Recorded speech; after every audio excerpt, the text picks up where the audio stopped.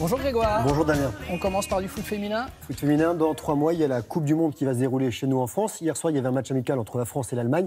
Et après une belle série, les Françaises s'arrêtent. Elles se sont inclinées. Un seul but. Je vous montre tout ce qui s'est passé hier avec ces Françaises qui sont en blanc, qui restaient sur 9 matchs sans revers, dont 8 succès consécutifs. Et hier soir, à Laval, elles encaissent un seul et unique but signé de l'Allemande Léa Schuller.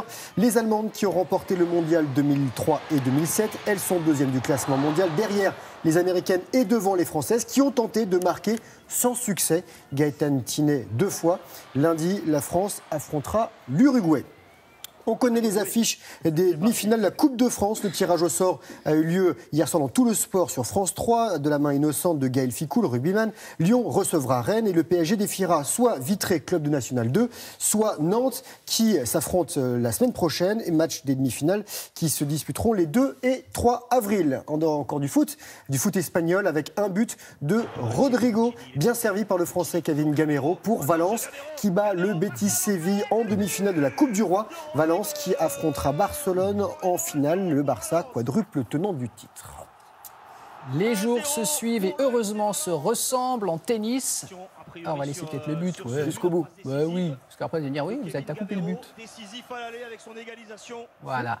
Je disais donc les jours se suivent et se ressemblent heureusement pour Gaël Monfils en tennis. Ça marche toujours bien. À Dubaï, il est même qualifié pour les demi-finales. On regarde les derniers points pour se hisser dans le dernier carré. Le Français, 23e mondial, a battu le Lituanien, toujours en rouge. Berantis, 113e, issu des qualifications, 6-1, 6-7, 6-2.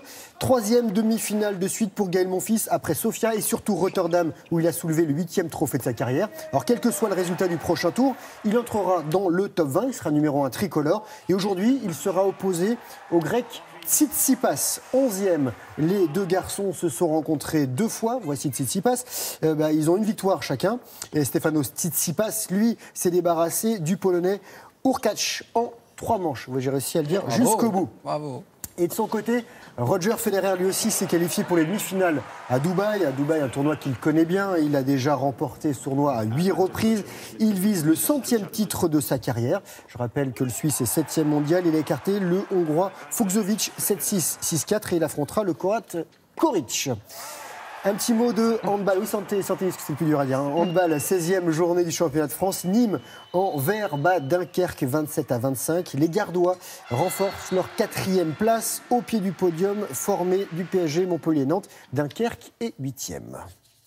Alors, vous nous proposez de l'escalade sur glace, mais c'est rare ça. Alors, on en voit rarement à la télé. Il y a l'escalade qui sera aux Jeux Olympiques d'été à Tokyo et peut-être à Paris en 2024.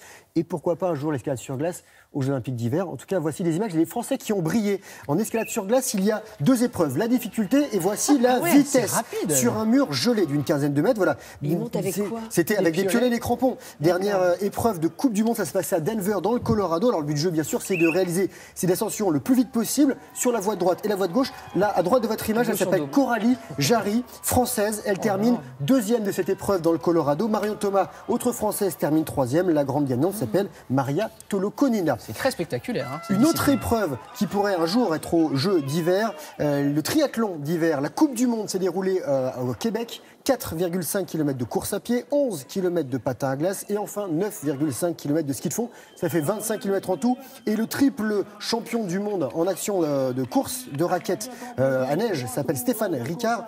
Il est français, originaire de Gap dans les Hautes-Alpes. Il a bravé le froid et il se classe 9e, compétition remportée par le Canadien Maxime Leboeuf. Un changement de température, nous sommes au Maroc, dans les dunes de Merzouga, le 4L Trophy. La semaine dernière, je vous ai montré des images du départ à Biarritz. 22e édition de cette course sportive et solidaire pour les 2200 jeunes. Ils ont collecté 33 200 € qui ont été remis à l'association Les Enfants du Désert qui permet aux enfants d'aller à l'école. Et dans ces 4L, il y avait des fournitures scolaires, du matériel de puériculture et du matériel médical ainsi que des jouets. Et fin de l'aventure pour tous ces jeunes après-demain à Marrakech. Et enfin, d'autres belles images du kitesurf. Vous allez voir ça au Cap-Vert, dans des conditions météo idéales pour la première étape du Strapless Kitesurf World Tour. Du kite dans les vagues. Victoire du local de l'étape, le Cap-Verdien Mitou Montero, avec une note parfaite de 10. Et chez les dames, c'est la Hawaïenne Mouna White qui s'impose. Vous avez déjà testé ça, vous? Alors, le kitesurf tout court, pas dans les vagues. Hein. Pas du tout à ce niveau-là. Faut le tenter quand même, Greg. Moi, je fais de la nage tractée, c'est-à-dire que je bois beaucoup la tasse dans ces cas-là. Bon, merci beaucoup. On se retrouve.